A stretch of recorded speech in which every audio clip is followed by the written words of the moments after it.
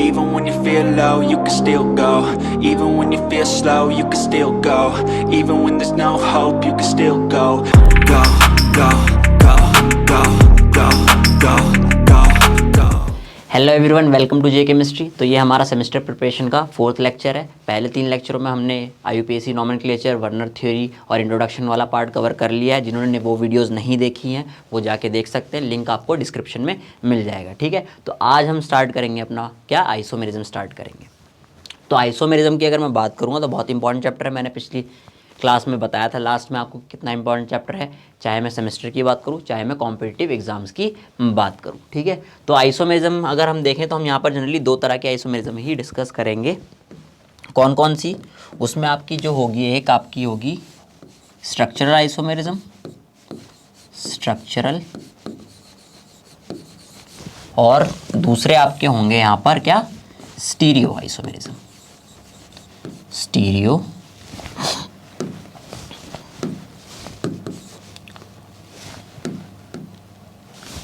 Stereo isomers. ठीक है, तो यहाँ पर अगर मैं बात करूँ किसकी, अगर स्टीरियो आइसोमर्स की बात करें तो आपको पता है यहाँ पर हम 2 तरह के आइसोमेरिज्म पढ़ते हैं, एक तो आपके ज्योमेट्रिकल और एक आपके ऑप्टिकल। ठीक है, तो यहाँ पर कौन कौन से होंगे, ज्योमेट्रिकल होंगे, अभी हम इसको बाद में डिस्कस करेंगे थोड़ा, पहले हम स्ट्रक्चरल आइसोमर्स देखेंगे। ठीक है, और एक आपके कौन से होंगे, ऑप्टिकल आइसोमर्स। ठीक है, अब यहाँ पर अगर मैं बात करूँ तो यहाँ पर हम काफ़ी डिफरेंट टाइप के आपके आइसोमेरिज्म देखेंगे। तो सबसे पहले हम यही डिस्कस करेंगे, स्ट्रक्चरल आइसोमेरिज्म डिस्कस करेंगे। तो स्ट्रक्चरल आइसोमेरिज्म की अगर मैं बात करूँ तो यहाँ पर आपकी बहुत सारी टाइप्स होती हैं। तो इसमें कौन कौन सी देखते हैं हम यहाँ पर, एक तो हम फर्स्ट देखेंगे आयोनाइजेशन आइसोमेरिज्म। ठीक है, फिर हम नेक्स्ट देखेंगे यहाँ पर hydrate isomerism.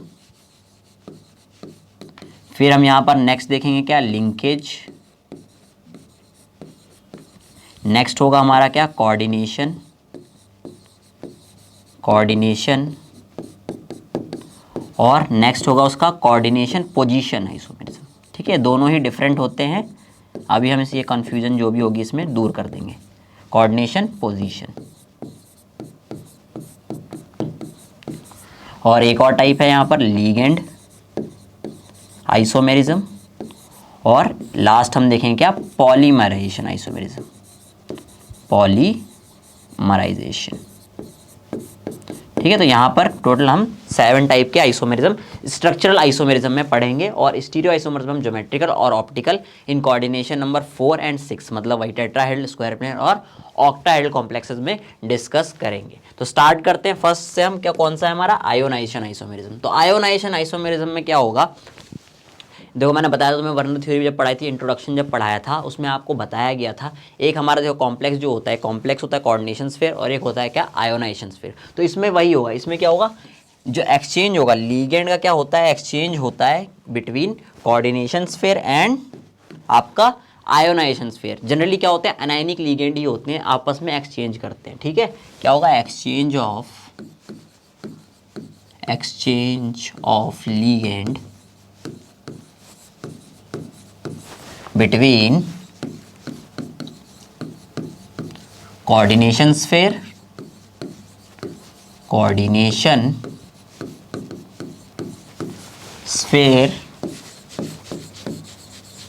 and ionization sphere। ठीक है, ionization sphere। ठीक है, अब एग्जांपल के थ्रू समझते हैं इसको। तो इसका एग्जाम्पल देखते हैं। मान लो आपके पास कोबाल्ट का ये कॉम्प्लेक्स है NH3 और यहाँ पे मान लेते हैं Br है। ठीक है, और यहाँ पर है आपके पास बाहर जो काउंटर आयन है वो क्या है, सल्फेट आयन है, ये है आपके पास। ठीक है, अब यहाँ पर क्या हो सकता है, ये Br इस सल्फेट से चेंज हो सकता है। ठीक है, तो अगर मैं इसकी बात करूँ तो ये आपका होता है रेड वॉयलेट। तो जब इसका ये SO4Br आपस में चेंज करेंगे तो यहाँ पर हमें क्या मिलेगा, कोबाल्ट NH3 होल 5। अब SO4 जो होगा वो अंदर आ जाएगा और Br जो होगा वो बाहर चला जाएगा। ठीक है, ये दोनों ही क्या है, डिफरेंट कंपाउंड है ना। यहाँ पर कोबाल्ट से आप देखो कॉम्प्लेक्स में 5 अमोनिया लगे हुए थे और एक ब्रोमीन लगा हुआ था। ठीक है, यहाँ पर क्या लगा हुआ है, एक आपका क्या 5 अमोनिया लगे और एक आपका सल्फेट ग्रुप लगा हुआ है इस तरह से। तो यहाँ पर ये जो होता है आपका रेड होता है। तो हम फिजिकल अपीयरेंस से ही पता लगा सकते हैं कि दोनों ही अलग कंपाउंड थे। अब यहाँ पर केमिकल आपके कौन से मेथड है जिससे आप पता लगा सकते हो कि यहाँ पर ये डिफरेंट आइसोमर है, कौन सा आपका बाहर है, सल्फेट बाहर है या आपका ब्रोमाइड आयन बाहर है, ये आप पता लगा सकते हो केमिकल मेथड से। जैसे कि अगर मैं बात करूँ इस वाले की, तो इसको अगर मैं बेरियम सॉल्ट से रिएक्ट करवाऊँ, ठीक है, BaCl2 मतलब बेरियम 2+ से, तो क्या होगा, ये जो बेरियम 2+ होता है ये सल्फेट के साथ अपना एक प्रेसिपिटेट बना लेता है। ये एक तो ये निकल जाएगा और यहाँ पर आपको BaSO4 का क्या मिल जाएगा, PPT मिल जाएगा। और ये कैसा होता है, वाइट कलर का। ठीक है, और वहीं अगर मैं इसमें डालूँ, मान लो AgNO3, मतलब हमें अगर ब्रोमीन को प्रेसिपिटेट करवाना है तो हमें क्या डालना पड़ेगा, Ag का सोर्स डालना पड़ेगा। AgNO3 अगर मैं इसमें डालूंगा तो आपको AgBr का कुछ नहीं मिलेगा, क्योंकि हाँ मैंने बताया हुआ है कि जब भी सॉल्यूशन होता है तो वहाँ पर आपका सिर्फ आयोनाइजेशन स्फीयर ही आयोनाइज होता है और पूरा कॉम्प्लेक्स का कॉम्प्लेक्स रह जाता है। तो कॉम्प्लेक्स के अंदर जो चीज़ है वो आयोनाइज नहीं होती है, तो ये मैंने बता रखा। तो यहाँ पर जब आप AgNO3 डालोगे तो यहाँ पर सल्फेट से तो वो कॉम्प्लेक्स करेगा नहीं, तो सल्फेट से करेगा नहीं तो यहाँ पर आपको कोई PPT नहीं मिलेगा विद AgNO3। लेकिन जैसे ही Ba2+ या BaCl2 अगर आप इसमें डालोगे तो आपको बेरियम सल्फेट का एक वाइट प्रेसिपिटेट दिखेगा, मतलब आप समझ जाओगे कि SO4 जो था आपका वहाँ पर बाहर था। ठीक है, वहीं सिमिलरली अगर मैं इसकी बात करूं तो अब क्या होगा, बेरियम से आपको कुछ नहीं मिलेगा क्योंकि यहाँ पर सल्फेट जो है अब अंदर है। तो यहाँ पर मुझे क्या डालना पड़ेगा, AgNO3। तो जब मैं AgNO3 डालूंगा तो आपको AgBr का PPT मिल जाएगा क्रीम कलर का।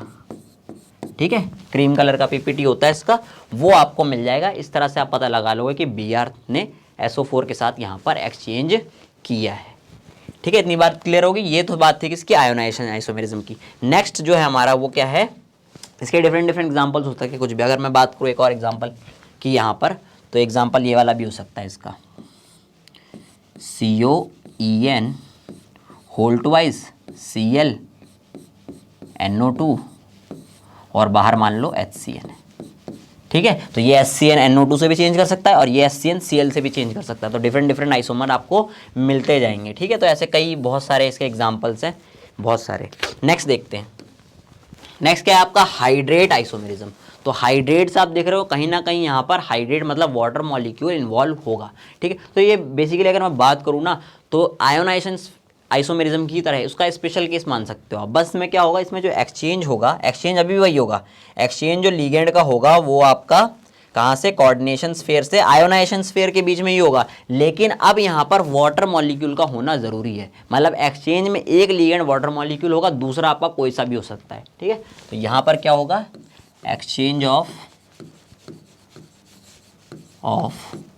वाटर बिटवीन वही आपका कोऑर्डिनेशन स्फीयर और आयोनाइजेशन स्फीयर। ठीक है, उनके बीच में ही आपका वाटर का एक्सचेंज होता रहेगा,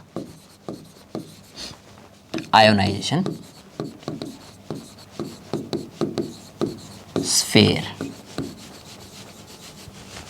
तो अब इसके एग्जांपल लेते हैं। इसके एग्जांपल की अगर मैं बात करूं तो यहां पर आपको ये वाला कॉम्प्लेक्स देखो, क्रोमियम H2O होल 6 और यहाँ पर बाहर है आपका Cl3।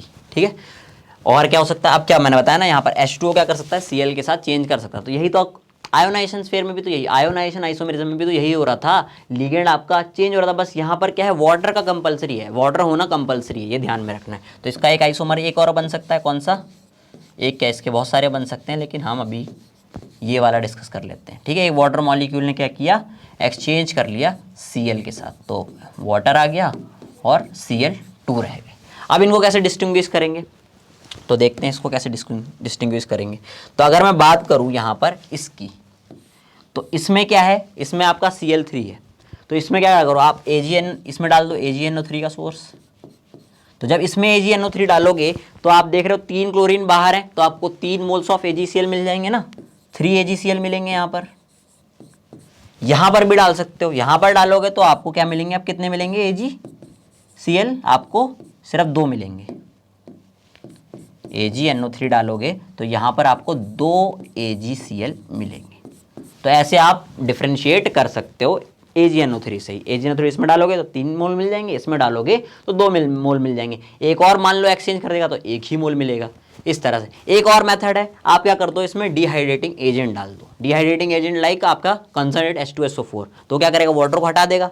तो वही चीज़ हो सकती है यहाँ पर। क्या कर सकते हैं हम और कि इनमें मैं डाल दूं क्या, डिहाइड्रेटिंग एजेंट। तो जब इसमें डालूंगा, इसमें अगर मैंने डाला डिहाइड्रेटिंग एजेंट, जैसे है मेरा कंसंट्रेट H2SO4, तो जब मैं इसमें डालूंगा तो देख रहे हो कोई भी वाटर मॉलिक्यूल बाहर नहीं है, तो कोई चेंज नहीं आएगा। ठीक है, नो चेंज। इसमें क्या आएगा आपका, नो चेंज। वहीं लेकिन अगर मैं इसमें डालूं, इसमें अगर मैं कंसंट्रेट H2SO4 डालूं,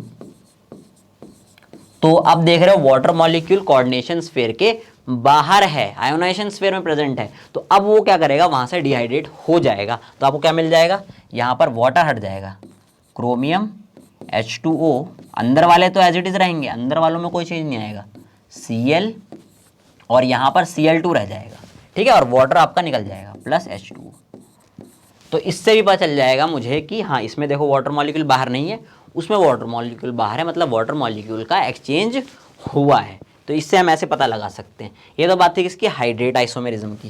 अब हम नेक्स्ट बात करेंगे किसकी, लिंकेज आइसोमेरिज्म। तो लिंकेज आइसोमर्स क्या है, इंपॉर्टेंट भी, एग्जाम में काफ़ी बार पूछे जाते हैं। ठीक है, तो लिंकेज आइसोमेरिज्म में आपका जो कंडीशन है, जो नेसेसरी कंडीशन है, वो क्या है, प्रेजेंस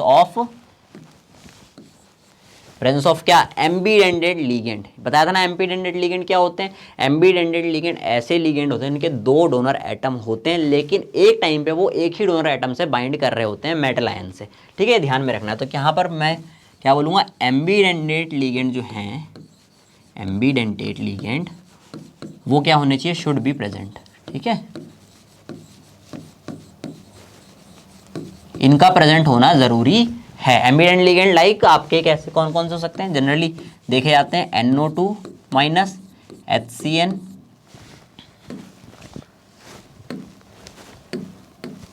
HCN नेगेटिव। ठीक है, और CN आपका कभी कभार करता है, कभी कभार नहीं करता, हम स्पेशल केस के डिस्कस करेंगे। और आपके एक आपका S2O3 2 नेगेटिव। ठीक है, ये भी क्या है, कभी कभार आपका दिखाता है। बाकी बहुत सारे हैं लेकिन जनरली ऑब्जर्व नहीं किए गए, उनके कॉम्प्लेक्स मतलब उनके आइसोमेरिज्म ऑब्जर्व नहीं करी गई है। तो अभी हम इनकी बात करेंगे। तो यहाँ पर अगर मैं बात करूँ एग्जाम्पल की, तो एग्जाम्पल आपका यही है, कोबाल्ट है, En Holt wise, NO2 Holt वाइज, और यहाँ पर 2 पॉजिटिव, 2 नहीं, यहाँ पर सिंपल पॉजिटिव कर लेते हैं इस तरह से। तो अभी आप देखोगे तो यहाँ पर कोबाल्ट से NO2, मैंने NO2 लिखा है मतलब नाइट्रोजन से जुड़ा हुआ है। ठीक है, अब मैं क्या कर सकता हूँ, यहाँ पर ये क्या कर सकता है, लिंकेज आइसोमेरिज्म दिखा के ये यहाँ पर COEN होल्ट वाइज, और ये ONO भी हो सकता है। ठीक है, तो यहाँ पर आप देखोगे तो चेंज क्या आया, सिर्फ कि अभी यहाँ पर NO2 का नाइट्रोजन अटैच था मेटल से, और यहाँ पर अब क्या हो गया, वो ऑक्सीजन अटैच हो गया CO से, बस यही है। तो जो एम्बीडेंटेड लिगेंड होते हैं वही क्या करते हैं, लिंकेज आइसोमेरिज्म शो करते हैं। तो आपको कभी भी देखना है कि लिंकेज आइसोमेरिज्म दिखाएगा कि नहीं दिखाएगा, तो वहाँ पर आप सबसे पहले देखोगे कोई एम्बीडेंटेड लिगेंड प्रेजेंट है कि नहीं है। जैसे ही आपको दिखा कि हाँ यहाँ पर ये प्रेजेंट है, बस वो आंसर आपका क्या हो जाएगा, हो सकता है। फिर और अगर मैं इसके एग्जाम्पल्स की बात करूँ तो एक और कॉम्प्लेक्स है यहाँ पर PD PPS3 होल्ट वाइज, और आपका HCN होल्ट वाइज। अब जो HCN होता है आपको मैंने बताया सल्फर से भी बाइंड कर सकता है, यहाँ पर HCN लिखा हुआ है मतलब ये सल्फर से बाइंड हुआ है। ठीक है, लेकिन क्या हो सकता है, यहाँ पर NCS भी हो सकता है। ये PD PPS3 as it is रहेगा होल्ट वाइज, और यहाँ पर अब हो सकता है NCS का होल्ट वाइज। तो ये भी क्या है, एग्जाम्पल है किसका, आपका लिंकेज आइसोमेरिज्म का। अब मैंने बात की CN, तो CN जो होता है जनरली आप देखोगे तो कार्बन से ही बाइंड होता है, मतलब साइनाइड फॉर्म में ही बाइंड होता है। क्यों होता है ऐसा, क्योंकि जब वो CN कार्बन से बाइंड हो रहा होता है वहाँ पर स्ट्रॉन्ग पाई एक्सेप्टर कैरेक्टर उस टाइम होता है उसका। ठीक है, तो पाई बॉन्डिंग अच्छी हो रही होती है, जिसकी वजह से वहाँ पर कॉम्प्लेक्स जो थोड़े ज़्यादा स्टेबल होते हैं, इसलिए जनरली आपको देखने को मिलता है कि CN जो है वो C से ही कार्बन से ही बाइंड हो रहा है। लेकिन कुछ कुछ केसेस में, जैसे एग्जांपल आपको बताऊं मैं, तो यहाँ पर एग्जांपल लेंगे हम COEN होल ट्वाइस CN2, ठीक है, यहाँ पर पॉजिटिव, और इसी का एक क्या बन सकता है यहाँ पर, और ये कौन सी फॉर्म है, सिस वाली फॉर्म, ठीक है, सिस का ही, पर्टिकुलरली सिस का ही है। तो यहाँ पर क्या हो जाएगा, COEN होल ट्वाइस, अब ये NC हो जाएगा होल ट्वाइस, और यहाँ पर पॉजिटिव। एक एग्जांपल ये है। और क्या है कि CN क्या होता है, जो आपके प्रशियन ब्लू और टर्न्सबुल ब्लू होते हैं, ठीक है, बहुत ही इंटेंस कलर के आपके कंपाउंड जो होते हैं, ये यहाँ पर मिक्स वैलेंट कंपाउंड होते हैं। कौन से, मिक्स वैलेंट, मतलब आयरन, जनरली आयरन के होते हैं। अगर मैं फॉर्मूले की बात करूँ, चाहे पर्शियन ब्लू हो चाहे आपका टर्न्सबुल ब्लू हो, यहाँ पर Fe4 Fe CN whole 6 and whole thrice, ठीक है। ये जो है, इसको लिखते तो ऐसे हैं, लेकिन ये क्या होता है, पॉलीमरिक फॉर्म में प्रेजेंट होता है। और पॉलीमरिक फॉर्म की बात करूँ तो यहाँ पर क्या होता है, जनरली ये Fe2 होता है और ये आपके Fe3 होते हैं। तो यहाँ पर Fe2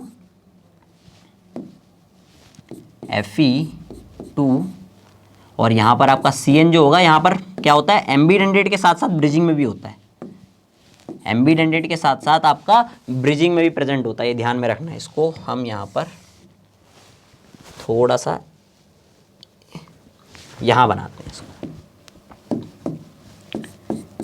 FeCN Fe3, ठीक है, एक Fe2 होगा, एक Fe3 होगा और CN होगा। फिर अगले वाले में क्या होगा, ये NC हो जाएगा, NC, फिर Fe2 हो जाएगा, फिर आपका यहाँ पर क्या आएगा, अगेन CN हो जाएगा, फिर Fe3 हो जाएगा। इस तरह से चलता जाएगा, ठीक है। तो इस तरह से आप देख सकते हो, इसको आप ऐसे भी समझ सकते हो। देखो यहाँ पर Fe2 है, ठीक है, +2 ऑक्सीजन, लोअर ऑक्सीजन स्टेट, मतलब ये सॉफ्ट है।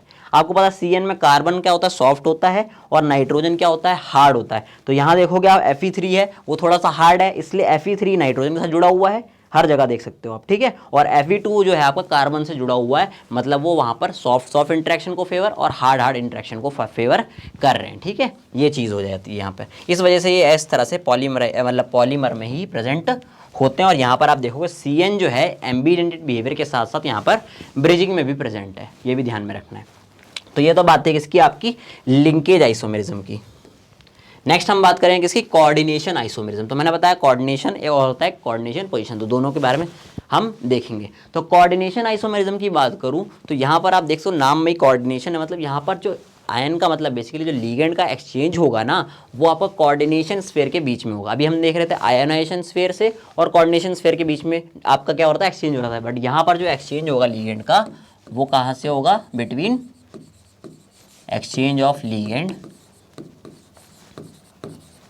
Between coordination spheres. तो यहां पर आपके 2 कोऑर्डिनेशन स्फीयर प्रेजेंट रहते हैं जनरली। तो इसको अगर मैं एग्जांपल की बात करूं इसके, तो आपका ये जो कॉम्प्लेक्स है CONH3 होल 6 और यहाँ पर आपका क्रोमियम CN होल 6, ठीक है, ये वाला। अब यहाँ पे क्या हो सकता है, CN कोबाल्ट से भी चले जा सकते हैं ना, यहाँ पर लिगेंड का क्या हो सकता है, आपस में एक्सचेंज हो सकता है। तो यहाँ पर बन जाएगा क्या, COCN होल 6 और यहाँ पर क्रोमियम NH3 होल 6। अब ये बताओ, क्या मैंने ये सही लिखा है फॉर्मूला, क्या मैंने ये फॉर्मूला सही लिखा है? हम जब भी कोऑर्डिनेट, मैंने बताया था जब हम नेमिंग कर रहे थे, तो वहाँ पर हम जब कॉम्प्लेक्स लिखते हैं तो पहले हम कैटायन लिखते हैं, बाद में हम एनायन लिखते हैं। तो ये यहाँ पर देखोगे कोबाल्ट, यहाँ पर दोनों ही क्या +3 में थे, ठीक है, दोनों ही क्या थे यहाँ पर +3 में थे। तो इसको +3 होने के, यहाँ पर ये न्यूट्रल है ना, तो इसको +3 होने के लिए इस पर +3 चार्ज होना चाहिए और उस पर -3 चार्ज होना चाहिए। तो पहले केटाइन लिखा हुआ है, बाद में एनाइन लिखा हुआ है, वो तो ठीक है। लेकिन यहाँ पर देखो, यहाँ पर अब देखो COCN इसके साथ आ गया, मतलब इस पर -3 चार्ज आएगा, तो ये आप बाद में लिखोगे आप, ठीक है। तो इसको ऐसे नहीं लिखेंगे, ध्यान में रखना, ये क्या है, गलत है, ये आपका गलत है, इसको ऐसे नहीं लिखेंगे। आपका पहले आएगा ये CrNH3 होल 6 और अब यहाँ पर आ जाएगा कोबाल्ट CN होल 6। तो ऐसे लिखेंगे इसको। ये एग्जाम्पल था। एक और एग्जाम्पल की बात करूँ अगर मैं, एग्जाम्पल तो वैसे इसमें कई हैं, तो एक एग्जाम्पल आपका ये भी हो सकता है, PtNH3 होल 4 PtCl6। ठीक है, अब ये क्लोरीन और अमोनिया आपस में क्या कर सकते हैं, एक्सचेंज कर सकते हैं। तो यहाँ पर क्या हो जाएगा, PtNH3 होल 4 Cl2, मतलब वहाँ से क्लोरीन इधर आ गए, और PtCl4, ये वाला भी। तो ये भी, ये दोनों भी क्या है आपस में आपके क्या है, कोऑर्डिनेशन आइसोमर्स हैं। अब हम बात करते हैं किसी कोऑर्डिनेशन पोजीशन आइसोमेरिज्म की। तो देखो ये कैसे डिफरेंट है इससे, क्या, कोऑर्डिनेशन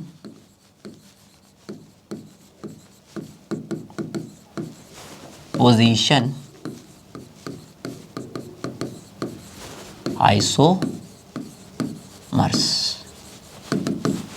तो कोऑर्डिनेशन पोजीशन आइसोमर्स में क्या होगा, इसमें जो आपका एक रिक्वायर्ड कंडीशन है कि ये सिर्फ ब्रिजिंग कॉम्प्लेक्स में होती है। ठीक है, ब्रिजिंग कॉम्प्लेक्स में exchange of non bridging ligand को ही क्या बोलते हैं, उसमें ही coordination isomerism, coordination position isomerism arise होती है। तो यहाँ पर क्या बोला मैंने कि इसमें इन ब्रिजिंग कॉम्प्लेक्स, इन ब्रिजिंग और exchange of non bridging ligand, non bridging, ध्यान रखना ब्रिज वाले नहीं, नॉन ब्रिजिंग लिगेंड जो होंगे वो आपस में एक्सचेंज करेंगे लिगेंड। एग्जाम्पल की बात करें तो यहां पर CO, एक मिनट, यहां पर NH3 whole 4 CO NH2 O2 CO, और यहाँ पर NH3 होल ट्वाइस और Cl2। ठीक है, यहाँ पर डाल लो आप कितना, 4 पॉजिटिव, इस तरह से 4 पॉजिटिव NH2 माइनस NO2। ठीक है, तो यहाँ पर आप इसको 2 पॉजिटिव कर लो, 4 पॉजिटिव रहने दो, 2 पॉजिटिव, अगर कोबाल्ट को आपको +3 में रखना है। ठीक है, ये सुपर ऑक्साइड है आपका। अब यहाँ पर अगर मैं देखूँ तो ये क्या कर सकते हैं, ये जो नॉन ब्रिजिंग लिगेंड है आपके कौन कौन से हैं, अमोनिया है और क्लोरीन है। ठीक है, ये आपस में क्या कर सकते हैं, एक्सचेंज कर सकते हैं। तो यहाँ पर क्या बन जाएगा आपका, NH3 होल ट्वाइस Cl2, या एक Cl कर लो,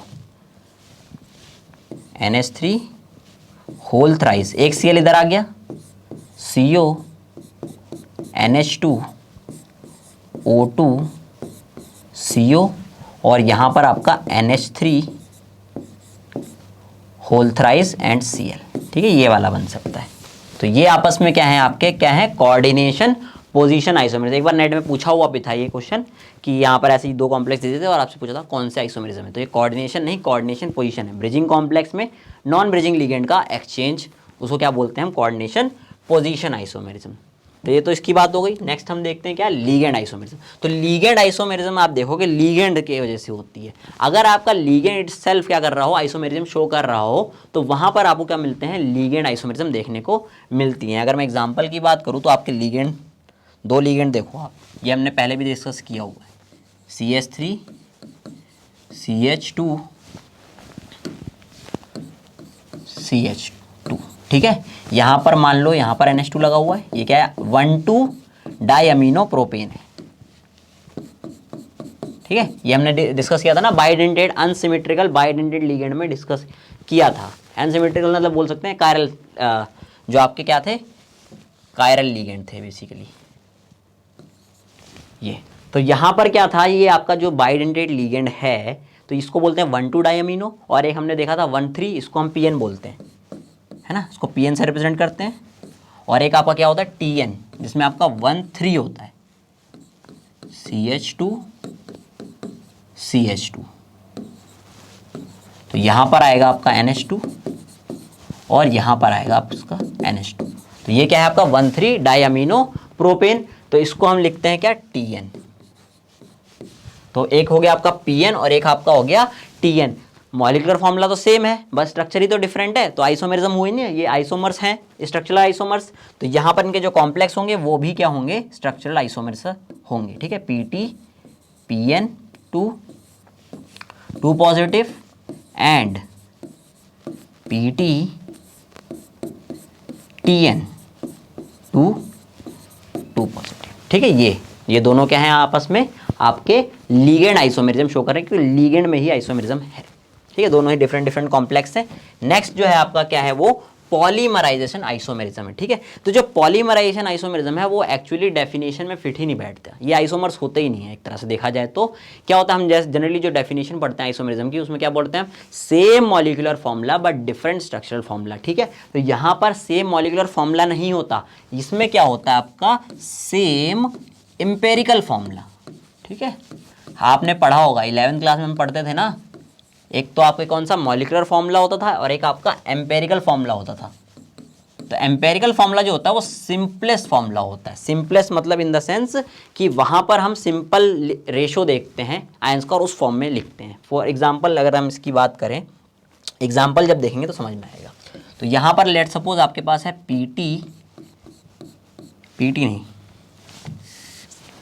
CO NH3 whole thrice and NO2 whole thrice. ठीक है, ये है आपके पास। अब यहाँ पर आप देखोगे तो मेटल यहाँ पर लिखते हैं कोबाल्ट NH3 और यहाँ पर NO2। तो जो इनका रेशो है, इन सबका रेशो है यहाँ पर 1 3 और 3, ये इस कॉम्प्लेक्स के लिए हो गया। वही अगर मैं बात करूँ यहाँ पर CO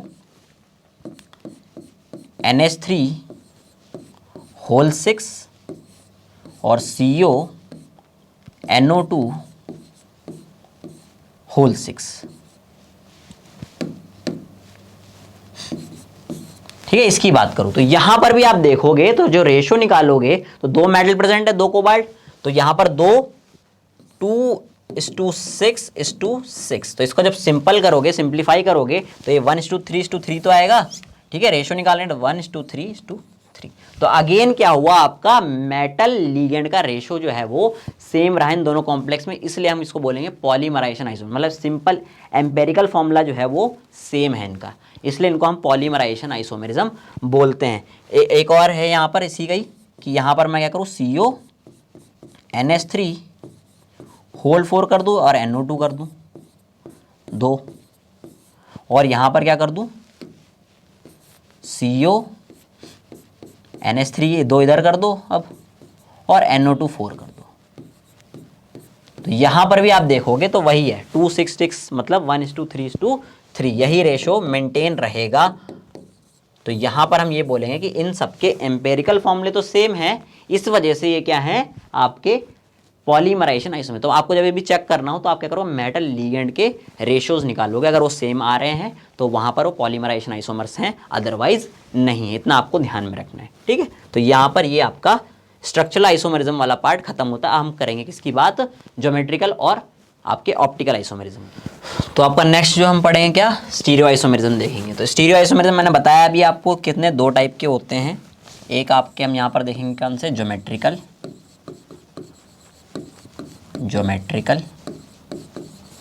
और दूसरे हम देखेंगे यहाँ पर क्या, ऑप्टिकल।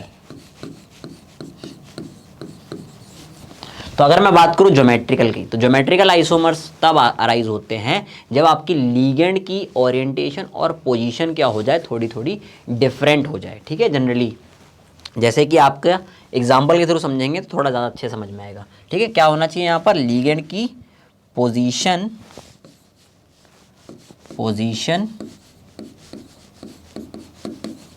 और ओरिएंटेशन, वो भी कौन सी, रिलेटिव पोजीशन और ओरिएंटेशन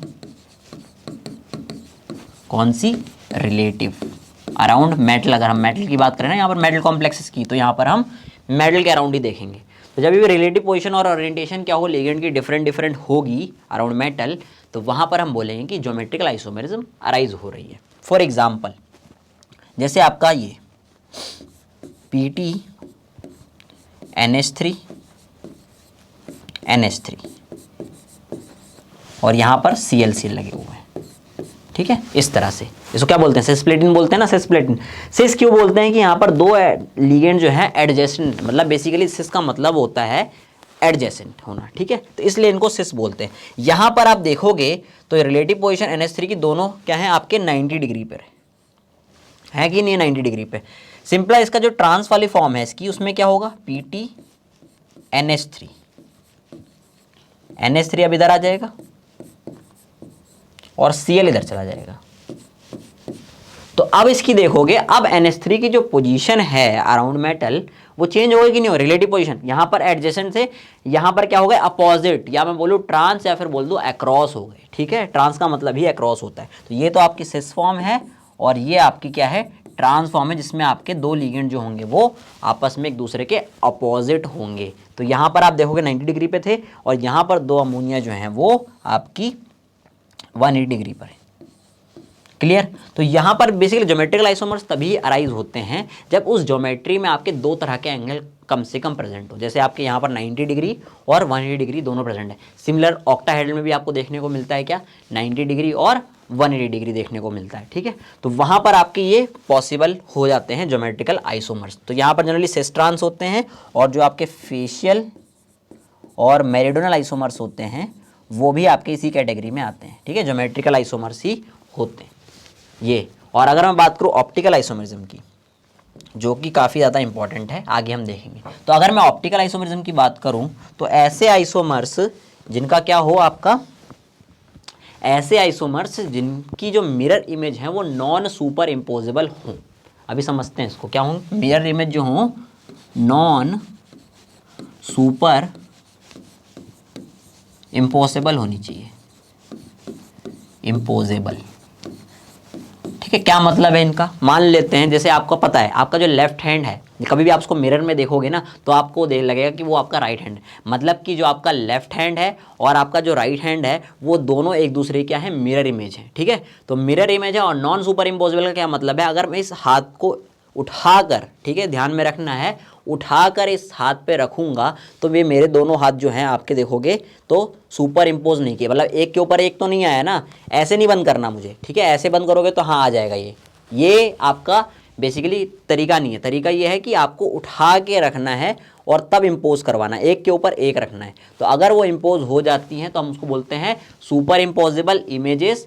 तो उस टाइम पे क्या होता है, वहाँ पर कोई ऑप्टिकल आइसोमरिज्म अराइज नहीं होती। लेकिन अगर वो आपकी दोनों मॉलिक्यूल, अभी हम यहाँ पर हाथ बोल रहे हैं ना, तो ये आपके दोनों हाथ क्या है, ऑप्टिकल आइसोमर्स एक दूसरे के। लेकिन मॉलिक्यूल्स में भी ऐसा होता है, अगर एक मॉलिक्यूल को दूसरे उसकी मिरर इमेज के ऊपर उठा के ऐसे रखा जाए तो वहाँ पर अगर क्या हो, वो नॉन सुपर इम्पोजेबल हो, तो वहाँ पर हम क्या बोलेंगे, वो ऑप्टिकल आइसोमरिज्म शो कर सकते हैं, ठीक है। और तभी उनको वहाँ पर क्या बोला जाता है, कायरल बोला जाता है। तो नॉन सुपर इम्पोजेबल होने चाहिए। और क्या करते हैं, ये रोटेट करते हैं प्लेन पोलराइज लाइट को, रोटेट प्लेन पोलराइज्ड लाइट, जो आपकी प्लेन पोलराइज लाइट होती है बेसिकली, उसको ये क्या करते हैं, रोटेट करते हैं। क्या होता है, आपकी लाइट होती है वो क्या होती है, हर डायरेक्शन में फैली हुई होती है। तो उसको पहले एक ऐसे फिल्टर से पास कराया जाता है, लाइक निकोल प्रिज्म वगैरह। पहले उसको क्या करता है, बनाया जाता है प्लेन पोलराइज लाइट बनाया जाता है। प्लेन पोलराइज लाइट में क्या होगा, वो सिर्फ एक ही डायरेक्शन में आपकी प्रोपोगेट कर रही होती है, ठीक है, एक प्लेन में रहते हैं।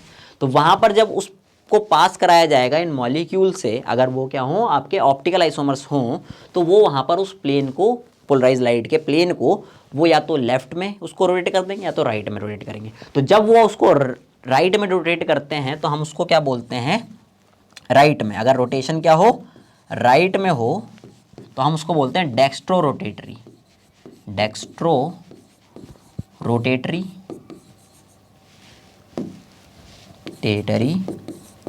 और अगर वो क्या हो, या फिर इसको डी भी बोल, सिंपल स्मॉल डी से इसको लिखते हैं, ठीक है। स्मॉल डी हम देखते हैं ना, D L plus minus, small D या फिर प्लस से भी रिप्रेजेंट करते हैं कई बार, ठीक है। तो ये क्या है, जब आपकी प्लेन पोलराइज को वो मॉलिक्यूल राइट में क्या कर दे, रोटेट कर दे, ठीक है। सिमिलरली लेफ्ट में भी तो कर सकता है। अगर उसने लेफ्ट में रोटेट किया तो उसको हम बोलते हैं लीवो रोटेटरी, ठीक है। या तो इसको स्मॉल एल से दिखाते हैं या तो हम माइनस से भी दिखाते हैं, तभी वो प्लस माइनस होते हैं। तो एक दूसरे का, अगर मान लो एक मॉलिक्यूल राइट में रोटेट कर रहा है और दूसरा मॉलिक्यूल उसको लेफ्ट में रोटेट कर रहा है और सेम मॉलिक्यूलर फॉर्मूला है, तो वो एक दूसरे क्या होते हैं, एनर्शियोमर्स होते हैं। मान लो एक मॉलिक्यूल है, उसकी मिरर इमेज है, ठीक है। तो क्या होगा, एक आइसोमर तो उसको राइट में रोटेट करेगा सेम एंगल से, और एक आइसोमर क्या करेगा, उसको लेफ्ट में रोटेट करेगा सेम एंगल से। तो वहाँ पर उसको क्या बोलेंगे हम, एनेंशियोमर्स बोलते हैं उन दोनों आइसोमर्स को, ठीक है। तो ये होता है बेसिकली आपके ऑप्टिकल आइसोमेरिज्म। अब यहाँ पर हमें क्या पढ़ना है, ज्योमेट्रिकल और ऑप्टिकल आइसोमेरिज्म, मतलब बेसिकली स्टीरियो आइसोमेरिज्म पढ़नी है आपको। टेट्राहेड्रल कॉम्प्लेक्सेस में पढ़ेंगे, स्क्वायर प्लेनर में पढ़ेंगे और ऑक्टाहेड्रल में पढ़ेंगे। स्टार्ट करते हैं अपने किससे, टेट्राहेड्रल से, ठीक है। तो कोऑर्डिनेशन नंबर 4 से स्टार्ट करेंगे। तो सबसे पहले यहाँ पर हम पढ़ेंगे क्या, टेट्राहेड्रल। टेट्राहेड्रल, तो टेट्राहेड्रल में क्या होता है, टेट्राहेड्रल में आपको पता है आपकी ज्योमेट्री जो होती है, 4 लिगेंड लगे हुए होते हैं। मान लो मेटल है और 4 लिगेंड लगे हुए होते हैं, ठीक है। मेटल है और आपके 4 लिगेंड लगे होते हैं, और इनके बीच में जो एंगल होता है वो 109.5 डिग्री के करीब होता है, ठीक है। आइडियल एंगल मतलब बेसिकली यही होता है, अगर आइडियल टेट्राहेड्रल है, सारे लिगेंड सेम है, तो ये एंगल होता है और सबके बीच में यही एंगल होता है। तो मैंने बताया जब डिफरेंट एंगल नहीं है, यहाँ पर मैंने बताया जब 2 डिफरेंट एंगल आते तभी ज्योमेट्रिकल आइसोमेरिज्म अराइज होती है। यहाँ पर सेम एक ही एंगल है, इसी वजह से टेट्राहेड्रल कॉम्प्लेक्स जो होते हैं आपके, कोई ज्योमेट्रिकल आइसोमेरिज्म नहीं दिखाते हैं, ठीक है। No geometrical isomers. Geometrical isomer कोई भी फॉर्मूला हो, ठीक है, लिगेंड में डिफरेंट भी लगा दूंगा तो भी ये यहाँ पर ज्योमेट्रिकल आइसोमर्स नहीं दिखाएंगे, ध्यान में रखना है। चाहे कोई भी फॉर्मूला हो, फॉर्मूले की बात करें तो मान लो MABCD हो जाए, MAB2C हो जाए, ठीक है, या फिर सारे सेम हो जाए, MA4 हो जाए, उसमें तो कुछ होगा ही नहीं वैसे, तो MA3B हो जाए, ये भी हो जाए, कोई सा भी फॉर्मूला ले लो, ये कोई से भी आपके ज्योमेट्रिकल आइसोमर्स नहीं दिखाएंगे, ये ध्यान में रखना है, क्योंकि यहाँ पर कोई दूसरा एंगल है ही नहीं, तो यहाँ पर कोई ज्योमेट्रिकल आइसोमर्स नहीं होंगे। लेकिन क्या कर सकते हैं, ये ऑप्टिकल आइसोमर्स दिखा सकते हैं, ठीक है, उसकी भी लेकिन कंडीशन है। क्या कर सकते हैं, ऑप्टिकल आइसोमर्स दिखा सकते हैं, लेकिन कंडीशन क्या है उसकी, कि सारे के सारे लिगेंड जो होने चाहिए डिफरेंट होने चाहिए, ठीक है। If all ligands are different, ठीक है, मतलब कि मैं कौन से कॉम्प्लेक्स की बात कर रहा हूं, MABCD की, और ये टेट्राहेड्रल भी होना चाहिए, ठीक है। If all ligands are different MABCD type, तब वहां पर हम क्या बोलेंगे कि ये geometrical isomer optical isomers show कर सकते हैं, ठीक है। उस टाइम ये क्या कर दिखाएंगे, ऑप्टिकल आइसोमेरिज्म, ऑप्टिकली एक्टिव बोल देता हूँ, ऑप्टिकली एक्टिव होंगे उस केस में, ठीक है। अब इसको मैं थोड़ा मॉडल समझाता हूँ आपको। यहाँ पे देखो आप, तो यहाँ पर देखोगे तो यहाँ पर इस टेट्राहेड्रल में आपके 1-2 ये लिगेंड अलग हैं, लेकिन ये दोनों सेम लिगेंड है, तो यहाँ पर ऑलवेज क्या होगी, एक प्लेन ऑफ सिमेट्री पास हो जाएगी। तो ऑप्टिकल आइसोमर्स तभी अराइज हो सकते हैं जब वहाँ पर प्लेन ऑफ सिमेट्री ना हो। प्लेन ऑफ सिमेट्री जिस मॉलिक्यूल में है वो ऑप्टिकली इनएक्टिव है, वहाँ पर ऑप्टिकल आइसोमर्स नहीं होंगे, ध्यान में रखना है। जहाँ पर प्लेन ऑफ सिमेट्री नहीं है, absence of plane of symmetry में ऑप्टिकल आइसोमर्स होते हैं, ठीक है। तो यहाँ पर कौन सा है, यहाँ पर आप देख सकते हो, अगर मैं ये वाला प्लेन अगर यहाँ से पास करूँगा, ठीक है, काटते हुए, तो ये वाला इसको एटम को रिफ्लेक्ट कर देगा ना, ये दोनों येलो हैं, ये दोनों एक दूसरे को रिफ्लेक्ट कर देंगे। अगर मैं ये वाला प्लेन इसमें से पास कर दूं तो यहाँ पर तो प्लेन ऑफ सिमेट्री है, लेकिन अगर मैं इस येलो को रिप्लेस कर दूं इस ग्रीन से, अब आप देखो, अब यहाँ पर आप कोई सा भी प्लेन पास कर लो, अब अगर मैं यहाँ से प्लेन डालूंगा तो ये ग्रीन आ गया और ये येलो आ गया, तो एक दूसरे को रिफ्लेक्ट नहीं कर सकते ना, अलग अलग एटम है ये दोनों, ठीक है। कोई सा भी प्लेन आप डाल लो, यहाँ पर कोई प्लेन ऑफ सिमेट्री नहीं होगी, इस वजह से ये क्या होगा, ऑप्टिकली एक्टिव होगा, ध्यान में रखना है, ठीक है। तो ये वाले जब क्या हो, आपके टेट्राहेड्रल में सारे के सारे लिगेंड क्या हो जाएं, डिफरेंट हो जाएं, तो उस केस में आपको क्या मिलेगी, यहाँ पर ऑप्टिकल एक्टिविटी मिलेगी। एग्जाम्पल की बात करूं तो एग्जाम्पल देख लेते हैं, ठीक है। एग्जाम्पल एक नेक्स्ट स्लाइड पे देखते हैं। एग्जाम्पल इसका एक आर्सेनिक का कंपाउंड होता है, ठीक है, यहाँ पर CH3 C2H5 सल्फर और यहाँ पर CH3CO, ठीक है, एसीटेट लिगेंड लगा हुआ, और ओवरऑल इस पे 2 नेगेटिव चार्ज है। ये तो ये कॉम्प्लेक्स में देखोगे तो सारे के सारे लिगेंड डिफरेंट हैं, इस वजह से यहाँ पर ऑप्टिकल एक्टिविटी शो होती है, ठीक है। ये वाला ऑप्टिकली एक्टिव है आपका, ठीक है, बना के भी देख सकते हैं इसको, यहाँ पर S, यहाँ पर S, CH3 C2H5 C2H5, ठीक है। मान लेते हैं ये वाला आपका अबोव द प्लेन था, ठीक है, यहाँ पर ऐसे दिखाते हैं tetrahedral make above the plane, और एक यहाँ पर मान लेते हैं ये वाला आपका बिलो द प्लेन है। कौन सा है ये? OCH3, ठीक है ये। तो इसकी आपकी एक मिरर इमेज भी रहेगी क्योंकि यहाँ पर कोई प्लेन ऑफ सिमेट्री नहीं प्रेजेंट है, ठीक है। तो इसका एक आपका क्या होगा? एनेंशियोमर भी होगा, एक एनेंशियोमर होगा। तो हम बेसिकली इन दोनों को क्या बोलते हैं? एनेंशियोमरिक पेयर बोल देते हैं, एनेंशियोमरिक पेयर, ठीक है। तो कभी कभार समटाइम एग्जाम्स में आपको सीधा एनेंशियोमरिक पेयर भी पूछ सकता है। वैसे सेमेस्टर में तो आपको पूरा बना के दिखाना पड़ेगा, कभी कभार एक्सप्लेनेशन भी पूछ सकते हैं। वैसे जनरली आपको अगर आपसे आइसोमर्स पूछे हुए हैं सेमेस्टर एग्जाम्स में तो जनरली आपसे वो क्या करेंगे? वहाँ बनवाएंगे ही, ठीक है, बनवाएंगे, ज़्यादा एक्सप्लेनेशन तो मांगेंगे नहीं। जब वो आइडेंटिफाई करवाएंगे तब वो वहाँ पर एक्सप्लेनेशन चाहिए होगी और आपको रिएक्शंस वगैरह लिखनी पड़ेंगी। लेकिन अगर मैं सिंपल बात करें, अगर ऐसे कोई फॉर्मूला दे दें और इससे पूछें कितने आपके ऑप्टिकल आइसोमर्स हैं, कितने हैं, उनको ड्रॉ करो, तो आपको ड्रॉ करना है सिंपल, ठीक है। तो इस तरह से आपको करना है। तो इसका आप मिरर इमेज भी ड्रॉ कर सकते हो और थोड़ा बहुत एक्सप्लेन भी कर सकते हो कि हाँ मिरर इमेज है, नॉन सुपर इम्पोजिबल है, इसलिए यहाँ पर ये एनेंशियोमर है और एनेंशियोमरिक पेयर में एग्जिस्ट करेंगे, ठीक है। ये तो बात थी किसकी? आपकी इस वाले की। पीछे आते हैं थोड़ा सा, ठीक है। इसमें देखो ये वाला जो मैंने कॉम्प्लेक्स लिखा हुआ है, तो जनरली क्या होता है, अभी मैंने बताया कि या तो सारे लिगेंड्स डिफरेंट हो या फिर क्या हो, प्रेजेंट हो आपका अनसिमेट्रिकल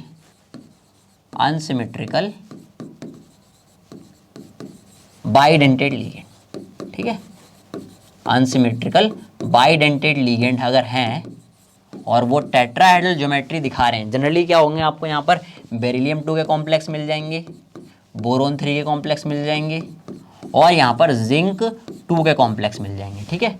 तो यही जनरली क्या होता है? टेट्राहेड्रल ज्योमेट्री में होते हैं 4 कोऑर्डिनेशन नंबर में। और अगर आपका लिगेंड जो है वो अनसिमेट्रिकल बाइडेंटेड लिगेंड है तो वहाँ पर आपको देखोगे तो प्लेन ऑफ सिमेट्री नहीं मिलेगी, यहाँ पर आप कोई सा प्लेन नहीं डाल सकते, ठीक है ना।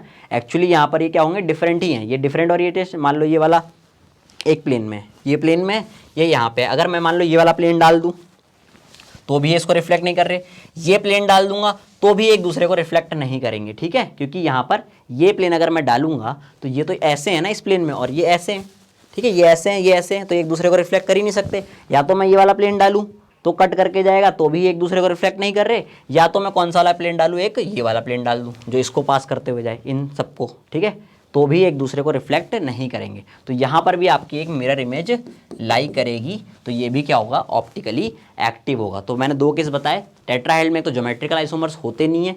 अगर ऑप्टिकल आइसोमर्स दिखाने हैं इसको टेट्राहेड्रल को, या तो सारे लिगेंड डिफरेंट लगे हों चारों के चारों, या फिर क्या हो? अनसिमेट्रिकल बाइडेंटेड लिगेंड प्रेजेंट हो 2, तो वहाँ पर आपका क्या हो जाएगा? ऑप्टिकल एक्टिविटी आ जाती है। अदरवाइज यहाँ पर कुछ भी नहीं होगा, ठीक है। तो जनरली ज़्यादातर टेट्राहेड्रल का तो इतना पूछते भी नहीं है। सो नेक्स्ट क्या है अपना? Square planar complex. तो स्क्वायर प्लेनर कॉम्प्लेक्स में हम क्या पढ़ेंगे? अभी स्टीरियो आइसोमर्स पढ़ेंगे, ठीक है। तो जनरली अगर मैं स्क्वायर प्लेनर की बात करूँ तो स्क्वायर प्लेनर कॉम्प्लेक्स में आपके क्या होते हैं? ज्योमेट्रिकल आइसोमरिज्म ही शो होती है, ठीक है। कुछ केसेस हैं ऑप्टिकल आइसोमर्स के, वो भी मैं डिस्कस करूँगा। अब ऐसा क्यों होता है कि खाली अगर मोनोडेंटेड लिगेंड हैं आपके, ठीक है, तो जनरली वहाँ पर आपको क्या मिलेगा? सिर्फ ज्योमेट्रिकल आइसोमरिज्म मिलेगी। क्यों मिलेगी ऐसे? क्योंकि आपको पता है स्क्वायर प्लेन है, एक प्लेन है, ठीक है, तो एक मॉलिक्यूलर प्लेन तो ऑलवेज लाई करेगा ही करेगा। अगर उस मॉलिक्यूलर प्लेन में सारे एटम आ गए तो वहाँ पर प्लेन ऑफ सिमेट्री एग्जिस्ट करेगी। इस वजह से जनरली हम ज्योमेट्रिकल आइसोमरिज्म ही वहाँ पढ़ते हैं। लेकिन कुछ ऐसे लिगेंड होते हैं जो बाइडेंटेट हों या उनमें क्या हो, बेसिकली कायरल सेंटर प्रेजेंट हो, तो उन केसेस में हम देखेंगे कि ऑप्टिकल आइसोमरिज्म भी अराइज हो जाती है, ठीक है। तो पहले हम देखते हैं यहाँ पर कौन से ज्योमेट्रिकल आइसोमर। तो फर्स्ट अगर मैं बात करूँ इसकी MA3B, ठीक है, MA4 है, एक ही बनेगा, ठीक है, MA4 है, मान लो A4, ये बेसिकली A और B में यहाँ पर मोनोडेंटेट लिगेंड को रिप्रेजेंट कर रहा हूँ, ठीक है, ध्यान में रखना है। A और B क्या है? यहाँ पर मोनोडेंटेट लिगेंड्स हैं। अगर मैं इसकी बात करूँ तो इसका भी एक ही बनेगा, कुछ नहीं बनेगा। स्क्वायर प्लेन देखो, M है, A एंड B, ठीक है, B के एडजेसेंट में A है और B के सामने भी A है, तो इसका एक ही बनेगा और कुछ नहीं बन सकता इसका, ठीक है। कहीं पे भी लगा दो आप, ये एक ही है, ठीक है, ये अलग नहीं हो सकता, इससे अलग कोई बनेगा ही नहीं इसका। तो इसका तो ये आप मान लो एक ही बनेगा। लेकिन जो आपकी एक और टाइप है इसके बाद वाली, अगर मैं एक और सब्स्टिट्यूशन कर दूँ यहाँ पर, A को रिप्लेस कर दूँ B से, तो MA2B2 टाइप बनेगा, ठीक है। अब यहीं से आपके ज्योमेट्रिकल आइसोमेरिज्म स्टार्ट हो जाएगी। अब इसके ज्योमेट्रिकल आइसोमर बनेंगे, ठीक है। कैसे बनेंगे?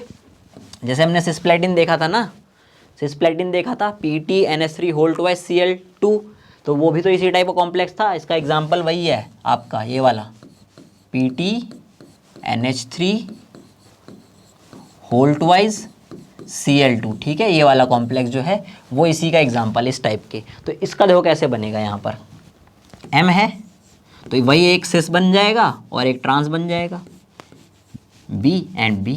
B भी एक दूसरे के एडजेसेंट है, A भी एक दूसरे के एडजेसेंट है, तो इसको क्या बोलेंगे हम? सिस फॉर्म बोलेंगे, ठीक है। सिमिलरली क्या हो सकता है यहाँ पर M, और अब क्या हो, A के सामने A आ जाए और B के सामने B चला जाए, ठीक है। तो इस फॉर्म को क्या बोलेंगे हम? ट्रांसफॉर्म बोलेंगे। लेकिन मैंने बताया ना, ये सारे के सारे क्या है, एक प्लेन में लाई कर रहे हैं। एक प्लेन लाई करेगा कि नहीं करेगा, तो ये सारे के सारे कट जाएंगे, इस वजह से प्लेन ऑफ सिमेट्री है, तो ऑप्टिकल आइसोमेरिज्म अराइज नहीं होगी अभी तक ऑप्टिकल आइसोमेरिज्म नहीं आई है, ठीक है। अभी यहाँ पर क्या चल रहा है, सिर्फ क्या चल रही है, यहाँ पर ज्योमेट्रिकल आइसोमेरिज्म ही चल रही है। नेक्स्ट देखते हैं, नेक्स्ट एग्जाम्पल। नेक्स्ट एग्जाम्पल हम ये ले सकते हैं MA2BC, ठीक है, ये ले सकते हैं नेक्स्ट एग्जाम्पल। इसमें क्या होगा, देखो M है आपके पास A, अभी क्या कर दो, A को तो एडजेसेंट रख दो दोनों तरफ, और B इधर कर दो और C इधर कर दो, ठीक है। तो ये वाला सिस फॉर्म हो गई। अब क्या कर सकते हैं नेक्स्ट में, M A को ट्रांस कर दो, तो B इधर आ गया और C इधर आ गया, ठीक है। तो एक यही बनेगा, तो एक ये ट्रांसफॉर्म हो गई। तो ये बेसिकली वही वाला था आपका MA2B2 की तरह ही है, ये ट्रांस बन गया है। इसमें और कोई मुझे नहीं आएगा, ठीक है।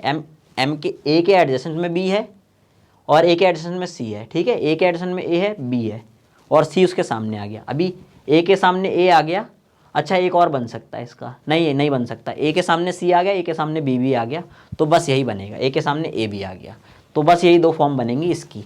अब लेकिन मैं बात करूँ इसकी, MABCD, ठीक है। तो ये वाला है इंपॉर्टेंट, एग्जाम में कई बार आ भी जाता है। एग्जाम में क्या करेंगे आपको, या तो प्लेटिनम के देखो बहुत ही क्या होते हैं, कॉमन होते हैं कॉम्प्लेक्सेस, तो वो क्या कर सकते हैं, कभी कभी रोडियम दे देते हैं, इरिडियम दे देते हैं। उनके 4 कोऑर्डिनेशन नंबर के कॉम्प्लेक्सेस जो होते हैं वो स्क्वायर प्लेन होते हैं, वो भी क्योंकि 5D 4D के एलिमेंट है।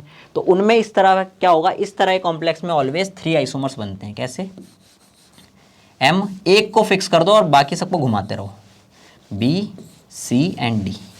एक तो ये बन गया आपका।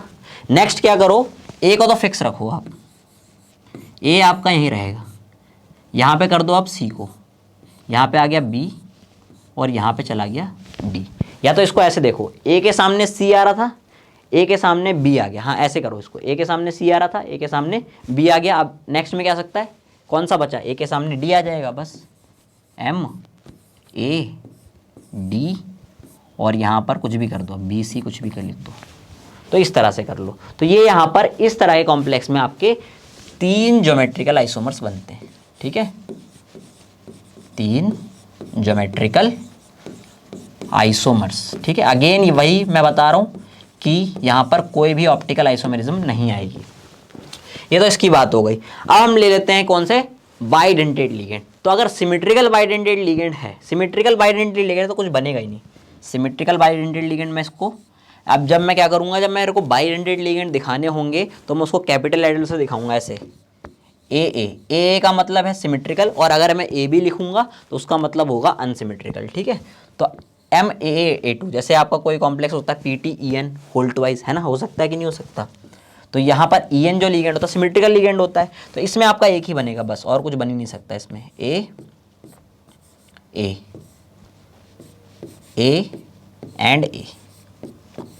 तो यहाँ पर कुछ नहीं है, प्लेन अभी भी रहेगा वो मॉलिक्यूलर प्लेन, तो अभी भी ये ऑप्टिकली इनएक्टिव है, और बस ज्योमेट्रिकल आइसोमर भी इसका कोई नहीं है, बस यही एक फॉर्म है इसकी, और कोई फॉर्म है ही नहीं, ठीक है। नेक्स्ट क्या कर सकते हैं हम, अब मैं क्या करूँ, सिमेट्रिकल लिगेंड को नहीं, एसिमेट्रिकल लिगेंड मतलब अनसिमेट्रिकल लिगेंड ले लेता हूँ, ठीक है। इसके एग्जाम्पल की बात करूँ तो AB मतलब बेसिकली अनसिमेट्रिकल लिगेंड आपका ग्लाइसिन होता है ना, ग्लाइसिन, या फिर इसको ग्लाइसिनेट लिख देते हैं।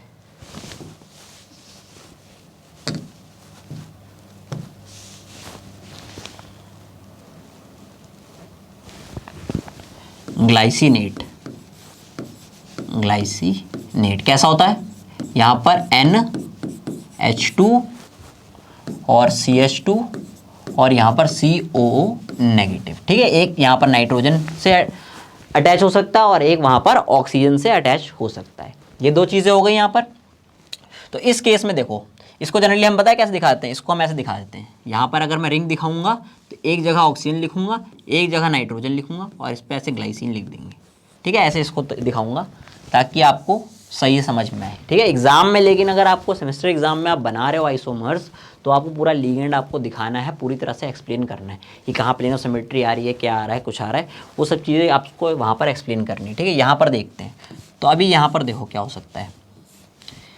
यहाँ पर लेट सपोज यहाँ ऑक्सीजन है, यहाँ नाइट्रोजन है, यहाँ ऑक्सीजन है, यहाँ नाइट्रोजन है, ठीक है।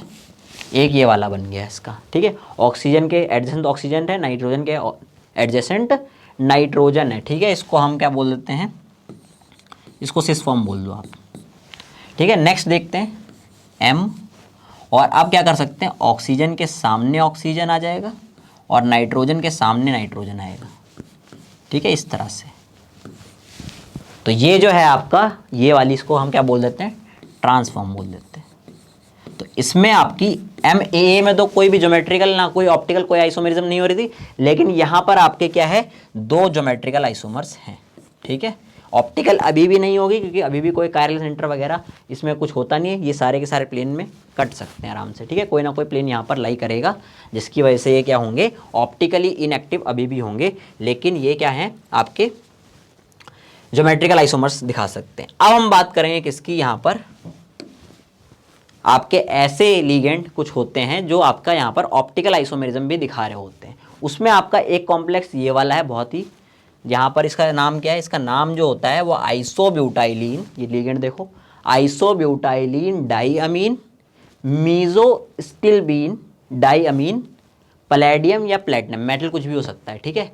पैलेडियम भी हो सकता है और प्लेटिनम भी हो सकता है, दोनों मेटल यहाँ पर ये कॉम्प्लेक्स बनाते हैं और इसकी एक मिरर इमेज भी होती है, ठीक है। ये वाला जो कॉम्प्लेक्स है वो आपका क्या है, ऑप्टिकली एक्टिव होता है, ऑप्टिकली एक्टिव। इसमें कोई प्लेन ऑफ सिमेट्री नहीं है, देख सकते हो आप, ऑप्टिकली एक्टिव।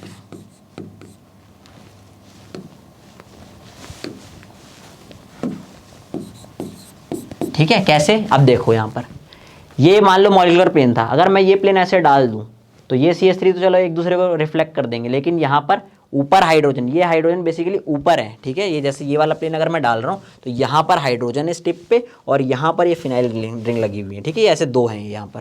तो अगर ये वाला प्लेन डाल रहे हो तो भी यहाँ पर हाइड्रोजन, इसलिए तो रिफ्लेक्ट करेंगे नहीं एक दूसरे को, तो भी कोई प्लेन ऑफ सिमेट्री नहीं है। ये वाला प्लेन डाल दो तो यहाँ पर देखोगे दो CH3 ग्रुप है, इस वाले कॉर्नर पे कोई CH3 ग्रुप नहीं है, तो यहाँ पर तभी भी कोई प्लेन ऑफ सिमेट्री नहीं है। ये वाला प्लेन तो डालोगे तो वैसे दिख रहा है यहाँ पर कोई प्लेन ऑफ सिमेट्री नहीं है, तो यहाँ पर कोई प्लेन ऑफ सिमेट्री नहीं है, इसीलिए ये वाला जो होता है ऑप्टिकली एक्टिव होता है और स्क्वायर प्लेनर है। तो मैं बोल रहा हूँ लीगेंड के वजह से ही स्क्वायर प्लेनर में क्या होती है, ऑप्टिकल एक्टिविटी आती है, ठीक है। मेटल का कोई रोल नहीं है उसमें। अगर मैं बात करूँ इस वाले की, तो ये वाला जो कॉम्प्लेक्स है बेसिकली ये है आपका PD EDTA और यहाँ पर 2 नेगेटिव, ठीक है। ये कॉम्प्लेक्स है, ये आपका जनरली EDTA जो होता है हेक्साडेंटेड लिगेंड होता है, लेकिन मैंने बताया था ये 4 कोऑर्डिनेशन बेसिकली टेट्राडेंटेड लिगेंड की तरह भी काम कर सकता है। यहाँ देखो इसकी डेंटिसिटी जो है वो टेट्राडेंटेड है, 4 डेंटिसिटी शो कर रहा है। ये दो ग्रुप बेसिकली ये क्या है, ये सारे जो हैं वो एक प्लेन में है, ठीक है, ये सारे एक प्लेन में है और ये वाले दो ग्रुप जो हैं वो इस प्लेन के यहाँ ऐसे परपेंडिकुलर है, एक इधर और एक इधर। इसी वजह से यहाँ पर जब आप प्लेन डालोगे तो यहाँ पर भी कोई प्लेन ऑफ सिमेट्री नहीं। जैसे ये वाला प्लेन डाल दूँ मैं तो ये वाला इसको रिफ्लेक्ट नहीं कर रहा है, यहाँ पर O नेगेटिव है, यहाँ CH2 आ रहा है, ठीक है। ये भी एक दूसरे को रिफ्लेक्ट नहीं करेंगे। कोई सा प्लेन डाल लो आप, यहाँ पर भी कोई प्लेन ऑफ सिमेट्री नहीं होती है। ये भी आपका क्या है, ऑप्टिकली एक्टिव है, ऑप्टिकली एक्टिव, ठीक है। सिमिलरली आपके कुछ और मॉलिक्यूल्स होते हैं, यहां पर मैं बना के दिखाता हूं आपको।